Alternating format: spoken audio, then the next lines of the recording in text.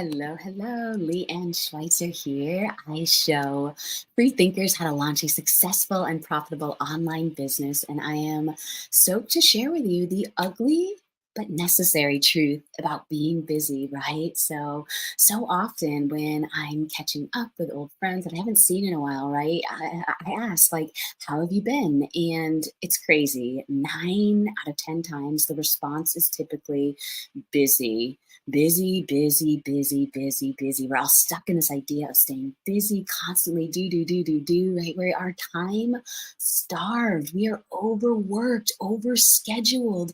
And in this cult, like quote unquote, like cult of busyness, have you found yourself? Drop a one below if you found yourself in this. And this is just to bring it into awareness, into your consciousness of, like, have you been a part of this too, right? Somebody asks you how you're doing and you say busy. I know that I have unconsciously responded that way too. And I really just want to acknowledge that right here, right now. Do you ever feel like there's never enough time in the day and that you are running out of time, right? Our amount of time, it hasn't changed, right? We all still get 24 hours in a day and 168 hours in a week, right? So what is really going on? Are we actually busier than we've ever been in our lives, or do we just feel busier?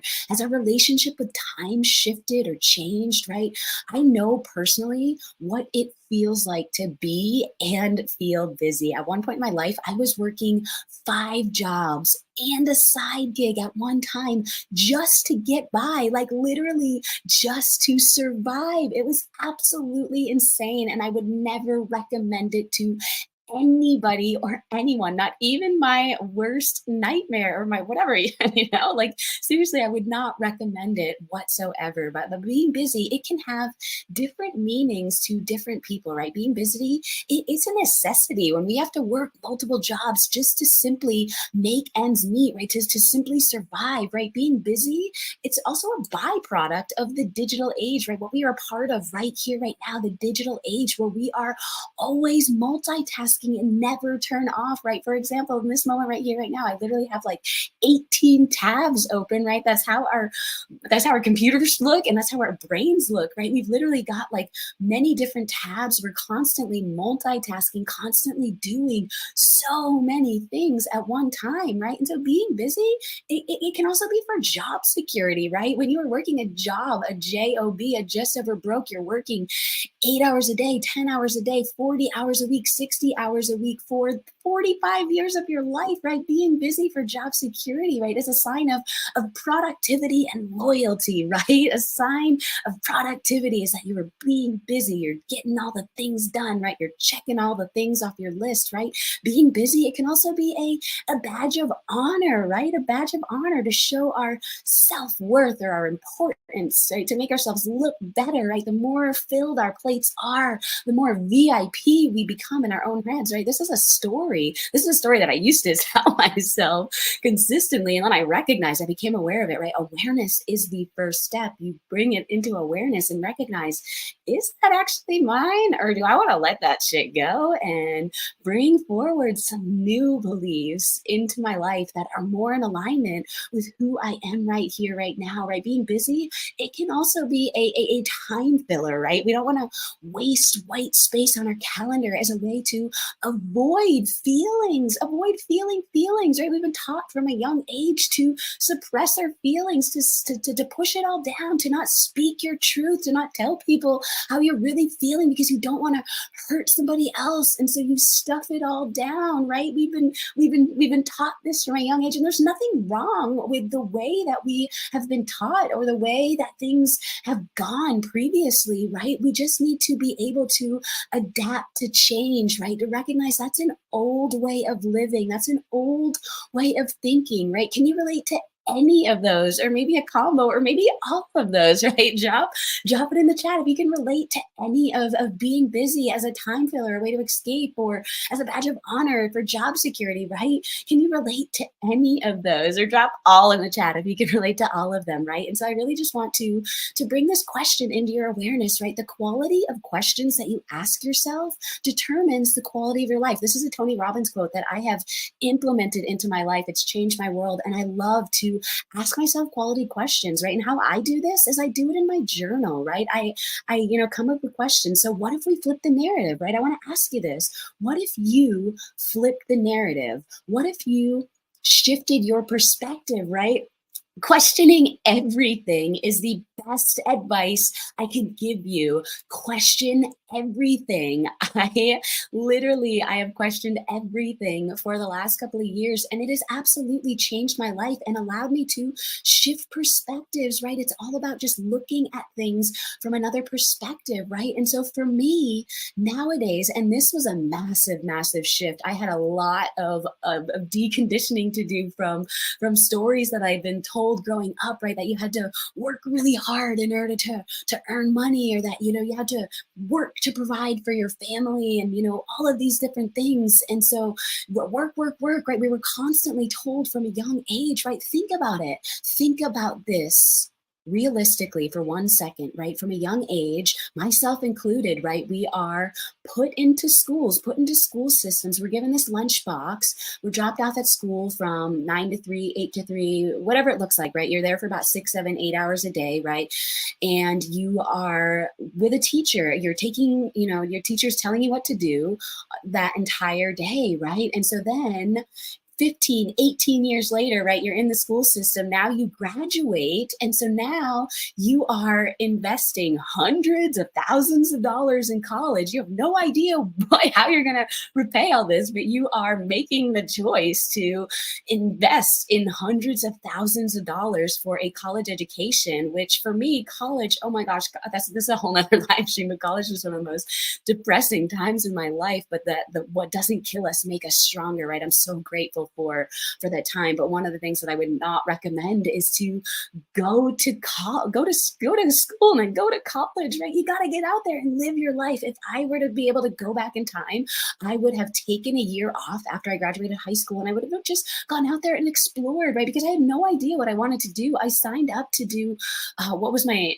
major, even biomedical engineering. That's what it was, biomedical engineering. Because I was like, oh my gosh, this sounds amazing. This sounds incredible. I'm going to earn so much money. I'm going to have this engineering degree. And, I loved math. And so math and science and number, like that was my jam. I loved it. And so I was like, this is my way to, to turn my math skills into like this huge paycheck. And I tell you what, when I graduated college and I did get a job, I was making way less than I was making waitressing at the steakhouse down the street. Yes, I was a vegetarian at the time, waitressing at a steakhouse, because I made bank doing it. Man, the steaks were people were giving huge tips on top of these. And so I made a lot of money working at the steakhouse in college, enough money that I was actually able to save up. I think I saved up like $10,000 that I was able to, when I graduated from college in 2007, right when the economy went into a slum. And so, I could have continued at this job that I was interning at, making less. I would have to put it short and sweet, I would have had to continue working at the steakhouse alongside working at this this degree, this business that I went to school for 4 years. I would kind of keep doing both the things because that check was smaller, and I was not willing to survive. I wanted to thrive, and I wanted to have fun, and I wanted to snowboard. And so I made the decision to leave my home state of Maine to go to Colorado. I'd never been there before, but I got this email about an epic pass that you could snowboard in Colorado at 5 incredible mountains: Vail, Beaver Creek, Breckenridge, A Basin, and Keystone, right? You could snowboard at all of these places for under $500. It was $495, and I had just graduated from college, and so I didn't get access to the college price at Sugarloaf and Sunday River anymore. And now I was going to have to pay, I think it was like $1,200 or $1,500 for a season pass. And I was like, or I could move to Colorado and pay $500 for one and snowboard in some of the most incredible and amazing resorts. And so I took a leap of faith, and I was like, you know what, I'm going to move to Colorado for 6 months, be a ski bum, and then I'll figure out my life after that. And when I got out there, I got another job, but this time bartending. It was my first time bartending, right? And so I had the most incredible season of my life. Unfortunately, my boyfriend and I, that I moved out there with. We broke up, but it was the best thing that ever happened to me. I'm so grateful. Again, I'm so grateful for that. I'm so grateful for all of the things that came before, right? So really allowing myself to reframe.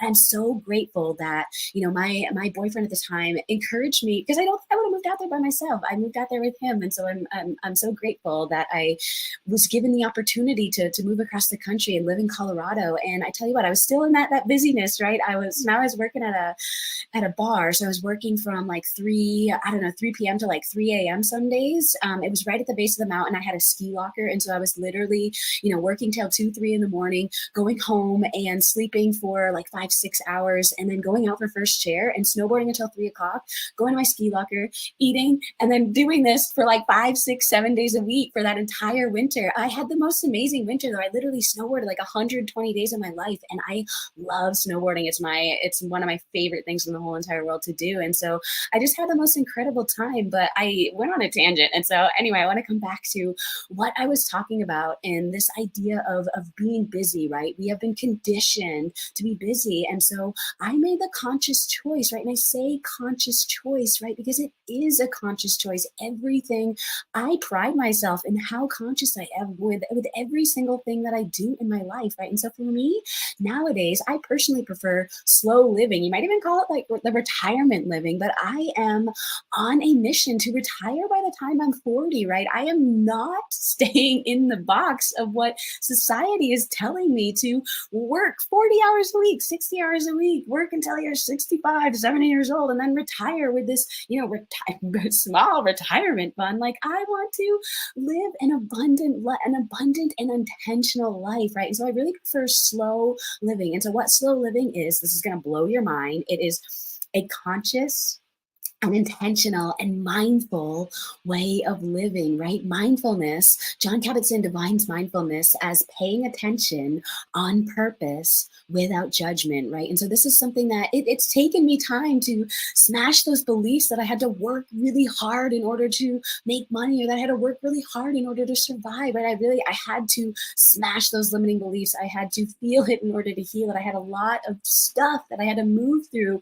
It's all about that inner work and that personal growth and that personal development. And I found an incredible personal development program that just happens to have a compensation plan attached to it, a compensation plan that has life changing income that can allow you to create, retirement fund from the age of 37. Actually, one girl in our community is 23 years old. She got started when she was 18 years old. And she is on her way to generational wealth, and she's 23 years old. Before we go to Japan, yes, we're going to Japan in June for 50 years. We're celebrating 50 years as an incredible company, and I get to see my dear friend Aubrey once again. Anyway, she is just like breaking all of the limits, right, and just showing us all what is really truly possible, that we can start a retirement income at 23 years old. We don't have to do all of those things that society, elders, parents, that we've been told, like those systems are outdated. I really just want to encourage you to question everything and recognize that those systems are outdated and there are newer, more intentional ways of living, right? So I want to give you my 5 tips to get started with living at a slower pace. And I'm going to tell you, it's this simple, but it's not going to be easy, right? And so the first thing that I really want you to understand is that being busy is a choice. I'm just going to take a sip of water real quick. Right, so being busy, it's a choice. Being overwhelmed is a choice. You get to choose. You get to choose. You get to choose. You get to choose. I can't say this enough. You get to choose the narrative of your life, right? Change your story, change your life. And I only know this because I am living proof. I am literally living proof that you can change your story and change your life, right? Tip number two is to figure out what is most important to you.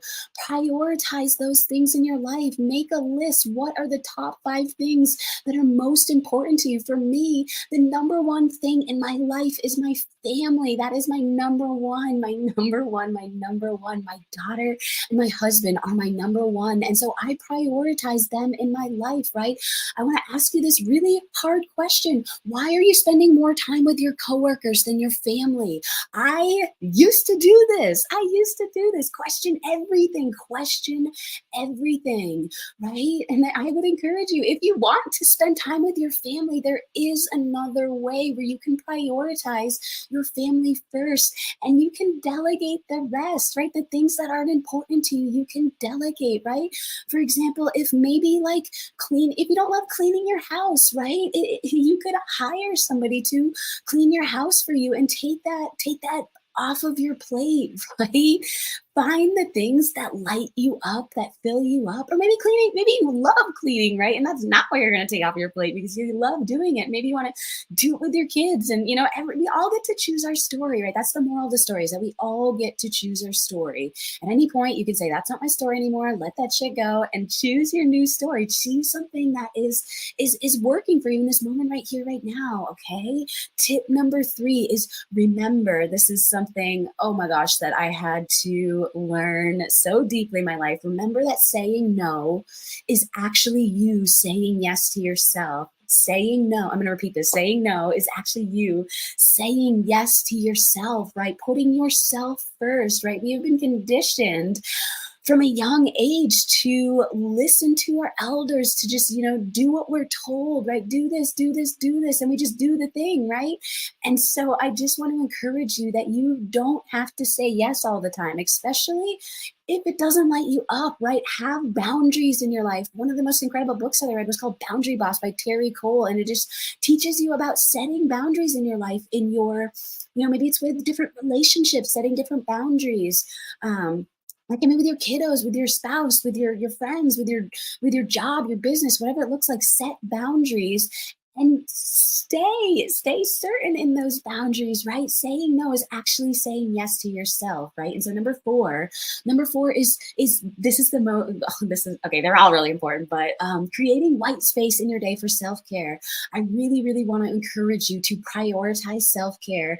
Make a list, figure out what self-care looks like for you, right? Maybe it's taking a bath or doing a yoga class, or maybe it's meditating, or maybe it's eating your favorite food, or whatever it is, whatever it is that fills you up with so much joy. Do more of that and make sure you're doing it at least once a day, every single day, right? It's kind of like doing a hard reset on your computer, right? Sometimes you just gotta turn it off completely and then turn it back on again for it to work properly, right? How many of you have done that, myself included?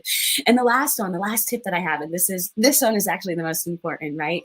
Get outside, get outside, get outside, get outside. Every single day, I prioritize getting outside. Even if it's raining, we're still getting outside every single day. I can encourage you to be in touch with nature. One of the things that I love to do first thing in the morning, every single day, is just get outside, stand outside, put my feet in the grass, and just look up at the sky and be like, oh my gosh, I am so grateful for this life. I'm so grateful for this grass. So grateful for the sunshine. So grateful for the sunrise, and just go on a gratitude rampage. Have you ever heard of a gratitude rampage? I would highly recommend it. It is way more compassionate than you think. It's literally just being grateful for anything and everything in your life. Gratitude is the key to unlocking the fullness in your life. So get outside, be grateful, connect with nature. If you're going to implement one of these tips, drop it below. And the one piece of advice, the one last piece of advice that I want to give to you is to allow yourself grace as you ease into this more intentional way of living, right? Let go of any expectations that maybe you've created and surrender to what is, right? And so, do you find yourself stuck in the busy cult too? Drop it below. I'll talk